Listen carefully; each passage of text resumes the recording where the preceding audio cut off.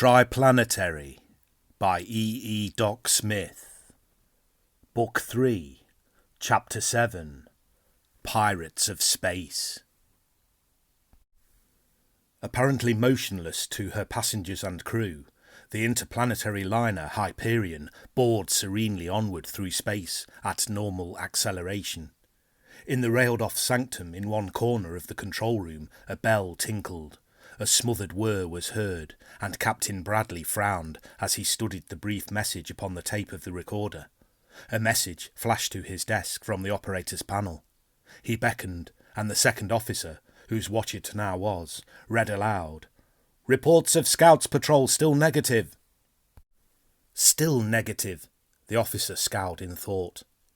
"They've already searched beyond the widest possible location of wreckage too. 2 unexplained disappearances inside a month. First the Dione, then the Rhea, and not a plate nor a lifeboat recovered. Looks bad, sir. 1 might be an accident. 2 might possibly be a coincidence." His voice died away. "But at 3 it would get to be a habit," the captain finished the thought. "And whatever happened, happened quick. Neither of them had time to say a word. Their location recorders simply went dead. But of course they didn't have our detector screens, nor our armament. According to the observatories, we're in clear ether, but I wouldn't trust them from Tellus to Luna. You have given the new orders, of course?" "Yes, sir. Detectors full out. All 3 courses of defensive screens on the trips. Projectors manned, suits on the hooks. Every object detected to be investigated immediately. If vessels, they are to be warned to stay beyond extreme range. Anything entering the 4th zone is to be rayed." "Right. We are going through." "But no known type of vessel could have made away with them without detection," the second officer argued. "I wonder if there isn't something in those wild rumours we've been hearing lately." "Bah, of course not," snorted the captain. "Pirates in ships faster than light, subethereal rays, nullification of gravity mass without inertia. Ridiculous. Proved impossible over and over again. No, sir, if pirates are operating in space, and it looks very much like it, they won't get far against a good big battery full of kilowatt-hours behind 3 courses of heavy screen, and good gunners behind multiplex projectors. They're good enough for anybody. Pirates, Neptunians, angels or devils, in ships or on broomsticks. If they tackle the Hyperion, we'll burn them out of the ether." Leaving the captain's desk, the watch officer resumed his tour of duty. The 6 great lookout plates into which the alert observers peered were blank, their far-flung ultra-sensitive detector screens encountering no obstacle. The ether was empty for thousands upon thousands of kilometres. The signal lamps upon the pilot's panel were dark, its warning bells were silent. A brilliant point of white light in the centre of the pilot's closely ruled micrometer grating, exactly upon the crosshairs of his directors, showed that the immense vessel was precisely upon the calculated course, as laid down by the automatic integrating course plotters. Everything was quiet and in order. "All's well, sir," he reported briefly to Captain Bradley. But all was not well. Danger, more serious by far in that it was not external, was even then, all unsuspected, gnawing at the great ship's vitals. In a locked and shielded compartment, deep down in the interior of the liner, was the great air purifier. Now a man leaned against the primary duct, the aorta through which flowed the stream of pure air, supplying the entire vessel. This man, grotesque in full panoply of space armour, leaned against the duct, and as he leaned, a drill bit deeper and deeper into the steel wall of the pipe. Soon it broke through, and the slight rush of air was stopped by the insertion of a tightly fitting rubber tube. The tube terminated in a heavy rubber balloon, which surrounded a frail glass bulb. The man stood tense, one hand holding before his silica and steel helmeted head a large pocket chronometer, the other lightly grasping the balloon. A sneering grin was upon his face as he waited the exact second of action, the carefully predetermined instant when his right hand, closing, would shatter the fragile flask and force its contents into the primary airstream of the Hyperion. Far above, in the main saloon, the regular evening dance was in full swing. The ship's orchestra crashed into silence. There was a patter of applause, and Clio Marsden, radiant belle of the voyage, led her partner out onto the promenade and up to one of the observation plates. "Oh, we can't see the Earth any more," she exclaimed. "Which way do you turn this, Mr. Costigan?" "Like this," and Conway Costigan, burly young officer of the liner, turned the dials. "There, this plate is looking back or down at Tellus. This other one is looking ahead." Earth was a brilliantly shining crescent far beneath the flying vessel. Above her, ruddy Mars and silvery Jupiter blazed in splendour, ineffable against a background of utterly indescribable blackness. A background thickly besprinkled with dimensionless points of dazzling brilliance, which were the stars. "Oh, isn't it wonderful?" breathed the girl, awed. "Of course, I suppose that it's old stuff to you, but I'm a ground gripper, you know, and I could look at it forever, I think. That's why I want to come out here after every dance. You know, Her voice broke off suddenly, with a queer, rasping catch, as she seized his arm in a frantic clutch and as quickly went limp. He stared at her sharply, and understood instantly the message written in her eyes now enlarged, staring, hard, brilliant, and full of soul-searching terror as she slumped down, helpless but for his support. In the act of exhaling, as he was, lungs almost entirely empty, yet he held his breath until he had seized the microphone from his belt and had snapped the lever to emergency. "Control room!" he gasped then, and every speaker throughout the great cruiser of the void blared out the warning as he forced his already evacuated lungs to absolute emptiness. "V2 gas! Get tight!" Writhing and twisting in his fierce struggle to keep his lungs from gulping in a draught of that noxious atmosphere, and with the unconscious form of the girl draped limply over his left arm, Costigan leaped toward the portal of the nearest lifeboat. Orchestra instruments crashed to the floor, and dancing couples fell and sprawled inertly, while the tortured first officer swung the door of the lifeboat open and dashed across the tiny room to the air valves. Throwing them wide open, he put his mouth to the orifice and let his labouring lungs gasp their eager fill of the cold blast roaring from the tanks. Then, air hunger partially assuaged, he again held his breath, broke open the emergency locker, donned one of the spacesuits always kept there, and opened its valves wide in order to flush out of his uniform any lingering trace of the lethal gas. He then leaped back to his companion. Shutting off the air, he released a stream of pure oxygen, held her face in it, and made shift to force some of it into her lungs by compressing and releasing her chest against his own body. Soon she drew a spasmodic breath, choking and coughing, and he again changed the gaseous stream to one of pure air, speaking urgently as she showed signs of returning consciousness. "Stand up," he snapped. "Hang on to this brace, and keep your face in this airstream until I get a suit around you. Got me?" She nodded weakly, and, assured that she could hold herself at the valve, it was the work of only a minute to encase her in one of the protective coverings. Then, as she sat upon a bench, recovering her strength, he flipped on the lifeboat's visiphone projector and shot its invisible beam up into the control room, where he saw space-armoured figures furiously busy at the panels. "Dirty work at the crossroads," he blazed to his captain, man to man, formality disregarded, as it so often was in the Triplanetary service. "There's skullduggery afoot somewhere in our primary air. Maybe that's the way they got those other two ships. Pirates! Might have been a timed bomb. Don't see how anybody could have stowed away down there through the inspections, and nobody but Franklin can neutralise the shield of the air room. But I'm going to look around anyway, then I'll join you fellows up there." "What was it?" the shaken girl asked. "I think that I remember your saying V2 gas. That's forbidden. Anyway, I owe you my life, Conway, and I'll never forget it. Never. Thanks. But the others? How about all the rest of us?" "It was V2, and it is forbidden," Costigan replied grimly, eyes fast upon the flashing plate, whose point of projection was now deep in the bowels of the vessel. "The penalty for using it or having it is death on sight. Gangsters and pirates use it, since they have nothing to lose, being on the death list already. As for your life, I haven't saved it yet. You may wish I'd let it ride before we get done. The others are too far gone for oxygen. Couldn't have brought even you around in a few more seconds, quick as I got to you. But there's a sure antidote. We all carry it in a lockbox in our armour, and we all know how to use it, because crooks all use V2, and so we're always expecting it. But since the air will be pure again in half an hour, we'll be able to revive the others easily enough if we can get by with whatever is going to happen next. There's the bird that did it, right in the air room. It's the chief engineer's suit, but that isn't Franklin that's in it. Some passenger, disguised, slugged the chief, took his suit and projectors. Hole in duct. Psst! All washed out. Maybe that's all he was scheduled to do to us in this performance, but he'll do nothing else in his life.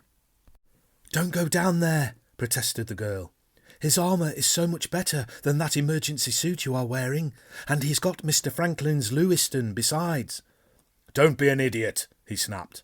We can't have a live pirate aboard. We're going to be altogether too busy with outsiders directly. Don't worry, I'm not going to give him a break. I'll take a Standish. I'll rub him out like a blot. Stay right here until I come back after you, he commanded, and the heavy door of the lifeboat clanged shut behind him as he leaped out into the promenade. Straight across the saloon he made his way, paying no attention to the inert forms scattered here and there. Going up to a blank wall, he manipulated an almost invisible dial set flush with its surface, swung a heavy door aside, and lifted out the Standish, a fearsome weapon. Squat, huge and heavy, it resembled somewhat an overgrown machine rifle, but one possessing a thick, short telescope, with several opaque condensing lenses and parabolic reflectors. Labouring under the weight of the thing, he strode along corridors and clambered heavily down short stairways. Finally, he came to the purifier room, and grinned savagely as he saw the greenish haze of light obscuring the door and walls. The shield was still in place. The pirate was still inside, still flooding with the terrible V2 the Hyperion's primary air. He set his peculiar weapon down, unfolded its 3 massive legs, crouched down behind it, and threw in a switch. Dull red beams of frightful intensity shot from the reflectors, and sparks, almost of lightning proportions, leaped from the shielding screen under their impact. Roaring and snapping, the conflict went on for seconds. Then, under the superior force of the Standish, the greenish radiance gave way. Behind it, the metal of the door ran the gamut of colour, red, yellow, blinding white, then literally exploded, molten, vaporised, burned away. Through the aperture thus made, Costigan could plainly see the pirate in the space armour of the chief engineer, an armour which was proof against rifle fire, and which could reflect and neutralise for some little time even the terrific beam Costigan was employing. Nor was the pirate unarmed. A vicious flare of incandescence leaped from his Lewiston, to spend its force in spitting, crackling pyrotechnics against the ether wall of the squat and monstrous Standish.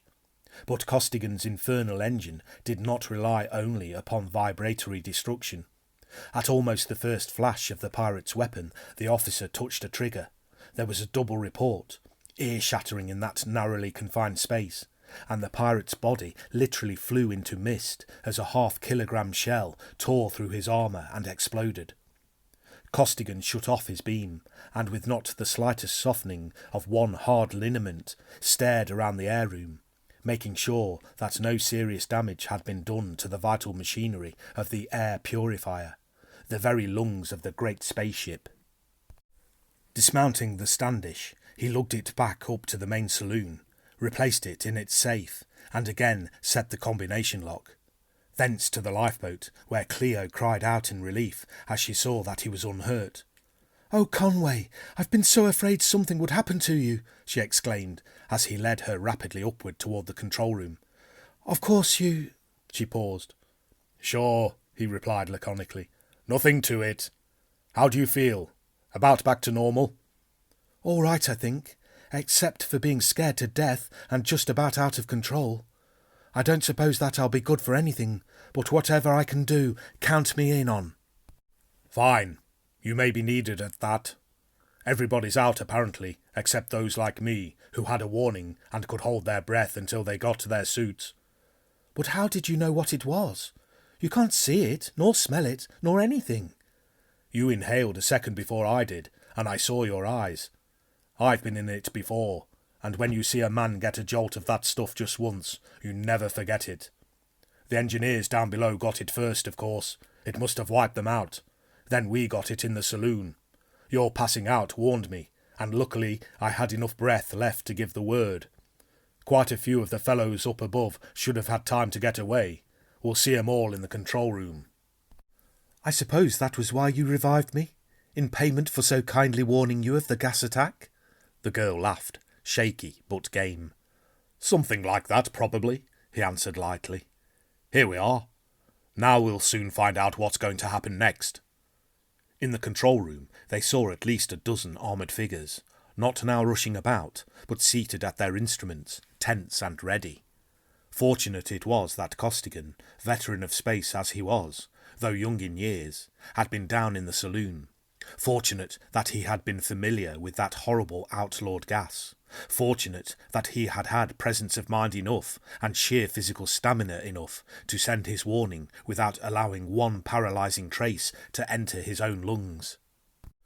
Captain Bradley, the men on watch, and several other officers in their quarters or in the wardrooms, space-hardened veterans all, had obeyed instantly and without question the amplifier's gasped command to get tight. Exhaling or inhaling, their air passages had snapped shut as that dread V2 was heard, and they had literally jumped into their armoured suits of space, flushing them out with volume after volume of unquestionable air, holding their breath to the last possible second until their straining lungs could endure no more. Costigan waved the girl to a vacant bench, cautiously changing into his own armour from the emergency suit he had been wearing, and approached the captain. "Anything in sight, sir?" he asked, saluting. "They should have started something before this." "They've started, but we can't locate them. We tried to send out a general sector alarm, but had hardly started when they blanketed our wave. Look at that." Following the captain's eyes, Costigan stared at the high-powered set of the ship's operator. Upon the plate, instead of the moving, living three-dimensional picture, there was a flashing glare of blinding white light. From the speaker, instead of intelligible speech, was issuing a roaring, crackling stream of noise. "It's impossible!" Bradley burst out violently. "There's not a gram of metal inside the fourth zone, within 100,000 kilometres, and yet they must be close to send such a wave as that. But the second thinks not. What do you think, Costigan?" The bluff commander, reactionary, and of the old school, as was his breed, was furious, baffled, raging inwardly to come to grips with the invisible and indetectable foe. Face to face with the inexplicable, however, he listened to the younger men with unusual tolerance. "It's not only possible, it's quite evident that they've got something we haven't." Costigan's voice was bitter. "But why shouldn't they have? Service ships never get anything until it's been experimented with for years, but pirates and such always get the new stuff as soon as it's discovered. The only good thing I can see is that we got part of a message away, and the scouts can trace that interference out there. But the pirates know that too. It won't be long now," he concluded grimly. He spoke truly.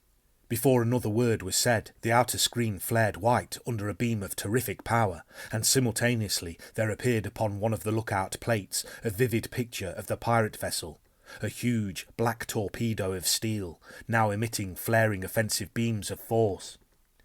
Instantly the powerful weapons of the Hyperion were brought to bear, and in the blast of full-driven beams the stranger's screens flamed incandescent. Heavy guns, under the recoil of whose fierce salvos the frame of the giant globe trembled and shuddered, shot out their tons of high-explosive shell. But the pirate commander had known accurately the strength of the liner, and knew that her armament was impotent against the forces at his command. His screens were invulnerable. The giant shells were exploded harmlessly in mid-space, miles from their objective. And suddenly a frightful pencil of flame stabbed brilliantly from the black hulk of the enemy. Through the empty ether it tore, through the mighty defensive screens, through the tough metal of the outer and inner walls. Every ether defence of the Hyperion vanished, and her acceleration dropped to a quarter of its normal value. "Right through the battery room," Bradley groaned. "We're on the emergency drive now. Our rays are done for, and we can't seem to put a shell anywhere near her with our guns." But ineffective as the guns were, they were silenced forever as a frightful beam of destruction stabbed relentlessly through the control room, whiffing out of existence the pilot, gunnery, and lookout panels and the men before them. The air rushed into space, and the suits of the 3 survivors bulged out into drumhead tightness as the pressure in the room decreased. Costigan pushed the captain lightly toward a wall, then seized the girl and leaped in the same direction. "Let's get out of here, quick!" he cried, the miniature radio instruments of the helmets automatically taking up the duty of transmitting speech as the sound discs refused to function. "They can't see us. Our ether wall is still up, and their spy rays can't get through it from the outside, you know. They're working from blueprints, and they'll probably take your desk next." And even as they bounded toward the door, now become the outer seal of an airlock, the pirate's beam tore through the space which they had just quitted. Through the airlock, down through several levels of passengers' quarters they hurried, and into a lifeboat, whose one doorway commanded the full length of the third lounge, an ideal spot, either for defence or for escape outward by means of the miniature cruiser. As they entered their retreat, they felt their weight begin to increase. More and more force was applied to the helpless liner until it was moving at normal acceleration. "What do you make of that, Costigan?" asked the captain. "Tractor beams?" "Apparently. They've got something all right. They're taking us somewhere fast. I'll go get a couple of Standishes and another suit of armour. We'd better dig in."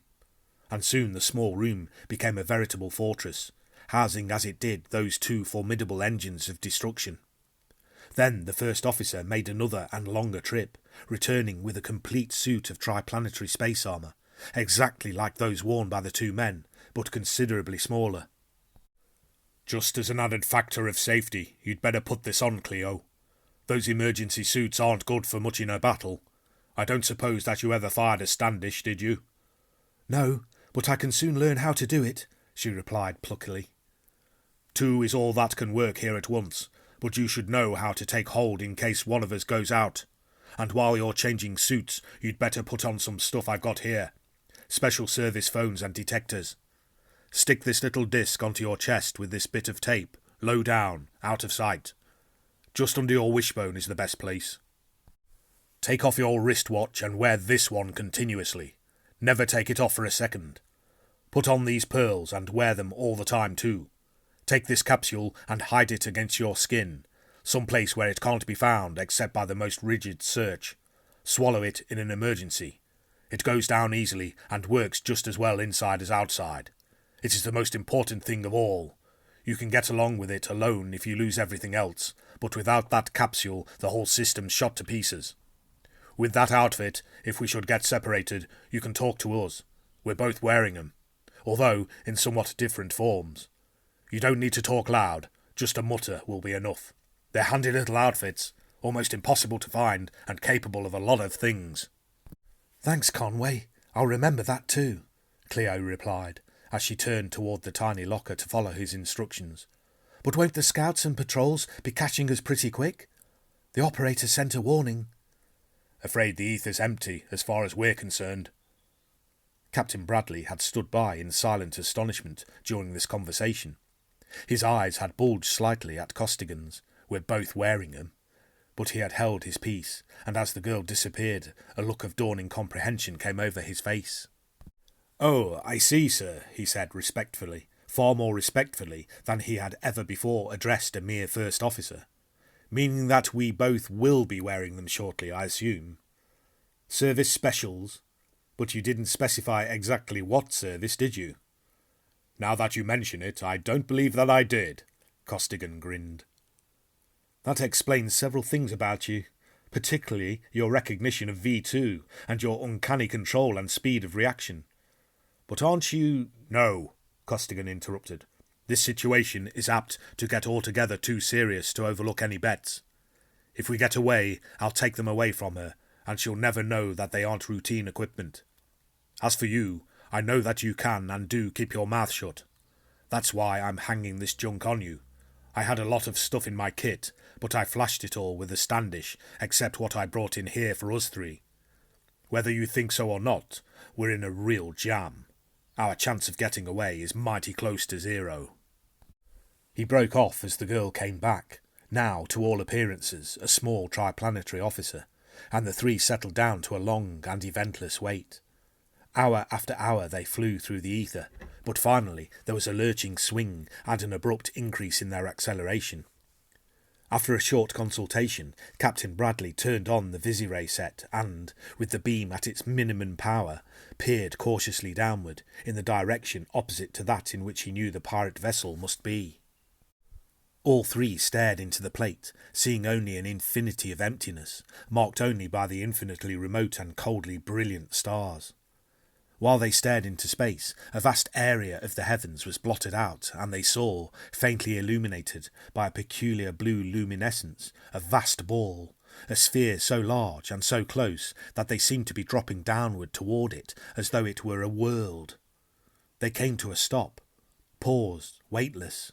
A vast door slid smoothly aside.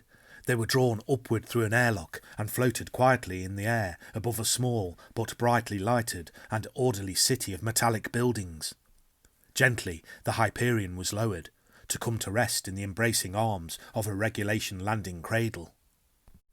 "Well, wherever it is, we're here," remarked Captain Bradley grimly, and now the fireworks start," assented Costigan, with a questioning glance at the girl. "Don't mind me," she answered his unspoken question. "I don't believe in surrendering either."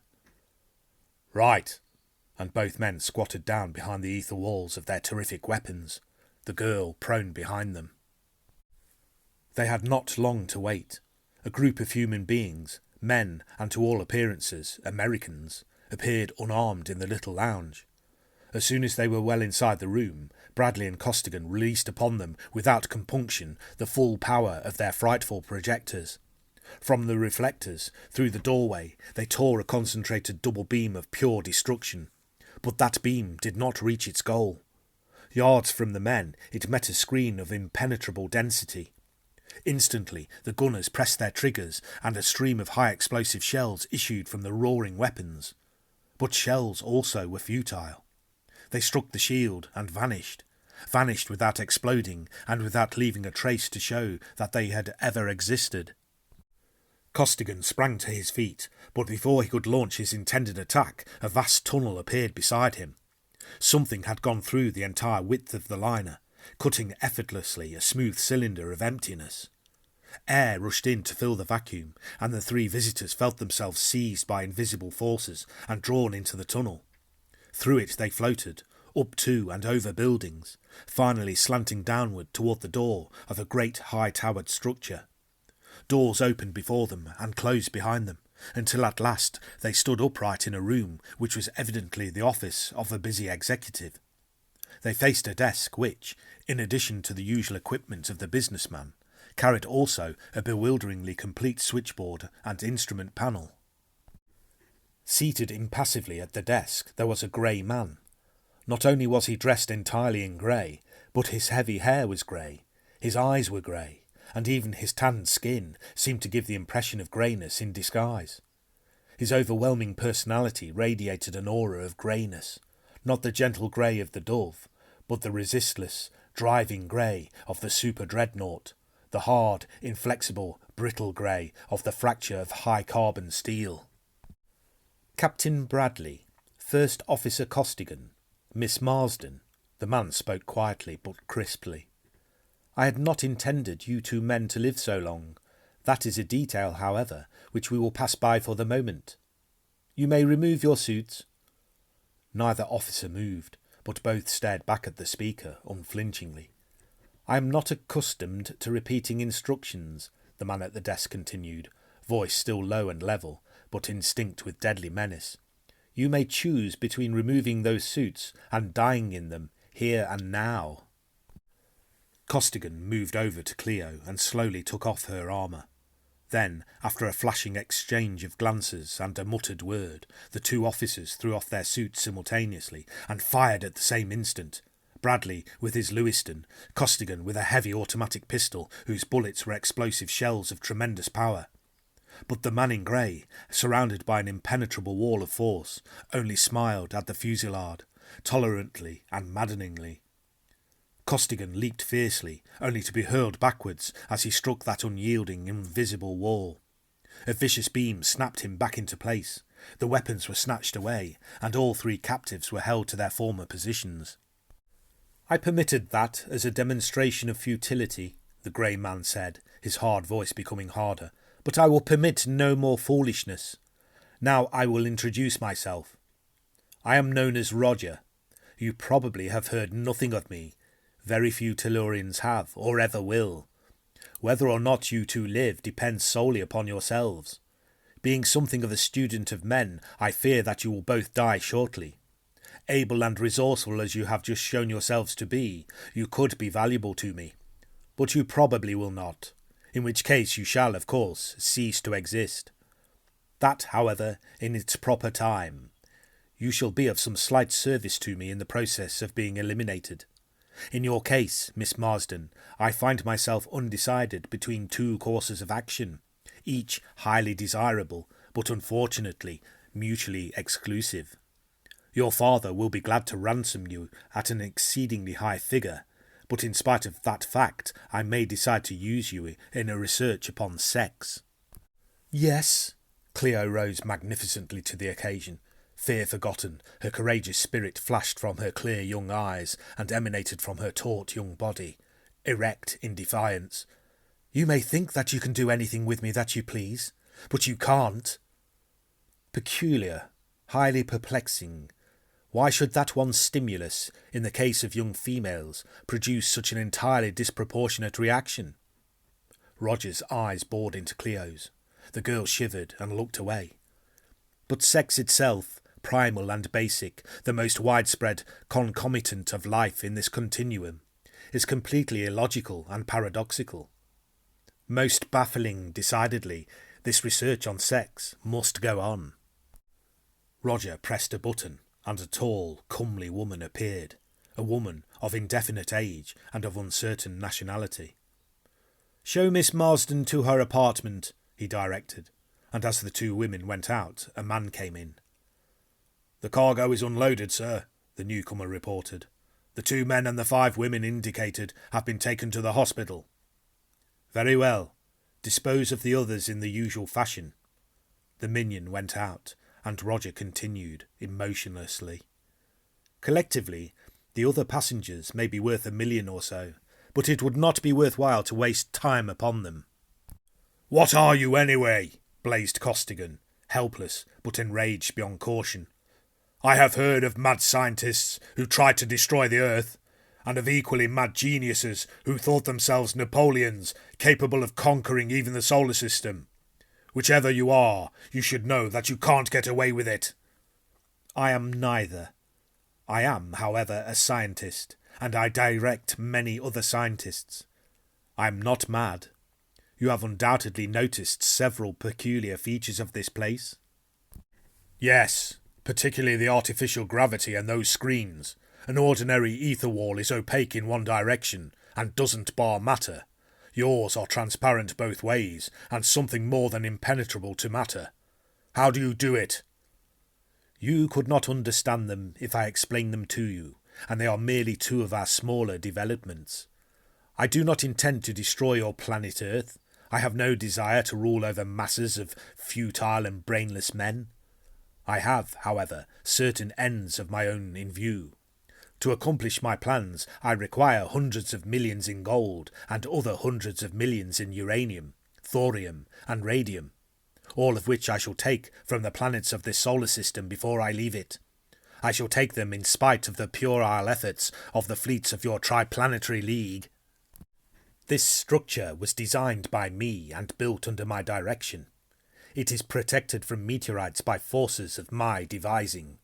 It is indetectable and invisible. Ether waves are bent around it without loss or distortion. I am discussing these points at such length so that you may realize exactly your position. As I have intimated, you can be of assistance to me, if you will." "Now just what could you offer any man to make him join your outfit?" demanded Costigan, venomously. "Many things." Roger's cold tone betrayed no emotion, no recognition of Costigan's open and bitter contempt. I have under me many men, bound to me by many ties. Needs, wants, longings, and desires differ from man to man, and I can satisfy practically any of them. Many men take delight in the society of young and beautiful women, but there are other urges which I have found quite efficient. Greed, thirst for fame, longing for power, and so on, including many qualities usually regarded as noble. And what I promise, I deliver. I demand only loyalty to me, and that only in certain things and for a relatively short period. In all else, my men do as they please. In conclusion, I can use you two conveniently, but I do not need you.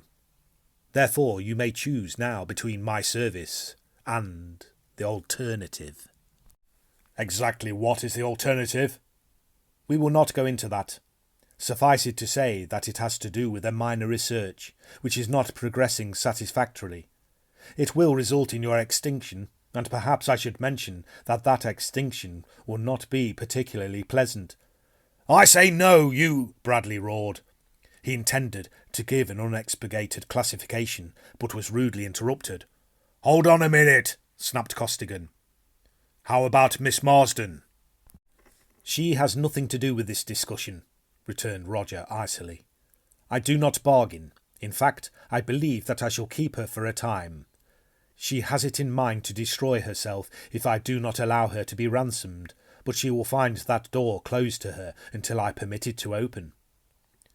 In that case, I string along with the chief. Take what he started to say about you and run it clear across the board for me, barked Costigan. Very well. That decision was to be expected from men of your type. The grey man touched 2 buttons, and 2 of his creatures entered the room. Put these men into 2 separate cells on the 2nd level, he ordered. Search them. All their weapons may not have been in their armour. Seal the doors and mount special guards. Tuned to me here. Imprisoned they were, and carefully searched, but they bore no arms, and nothing had been said concerning communicators. Even if such instruments could be concealed, Roger would detect their use instantly. At least, so ran his thought. But Roger's men had no inkling of the possibility of Costigan's special service phones, detectors, and spy ray, instruments of minute size and of infinitesimal power, but yet instruments which, working as they were below the level of the ether, were effective at great distances and caused no vibrations in the ether by which their use could be detected. And what could be more innocent than the regulation personal equipment of every officer of space? The heavy goggles, the wristwatch and its supplementary pocket chronometer, the flash lamp, the automatic lighter, the sender, the money belt. All these items of equipment were examined with due care, but the cleverest minds of the Triplanetary service had designed those communicators to pass any ordinary search, however careful, and when Costigan and Bradley were finally locked into the designated cells, they still possessed their ultra-instruments.